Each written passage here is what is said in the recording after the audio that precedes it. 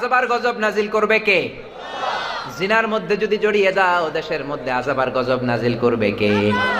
এজন্য বাবারাও সহজ হন, মেয়ের বাবা ছেলের বাবা সহজ হয়ে যান, অল্প মোহরানা নির্ধারণ করেন। বিশ্বনবী বললেন সবচেয়ে বরকতপূর্ণ বিয়ে হচ্ছে আইসারুহা মুনা, যেই বিয়ের মধ্যে খরচ কম হয়, যেই বিয়ের মধ্যে মোহরানা অল্প নির্ধারণ করা হয়। ইসলামী মোহরানাটা দেয়াকে ফরজ করে দিয়ে দেয়া হয়েছে বিয়ের মধ্যে। জোরে বলেন ঠিক কিনা?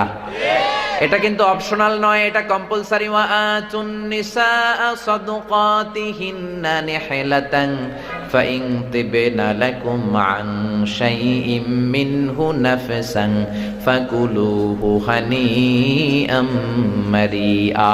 বিয়ের রাতে টাকা দিয়ে দাও, পয়সা দিয়ে দাও। এখন এগুলো নাই, শুধু ধোঁকাবাজি। কে কেমনে ধোঁকাবাজি করবে? 20 লক্ষ টাকা মোহরানা নির্ধারণ করে 20 টাকাও দেয় না, আছে না নাই?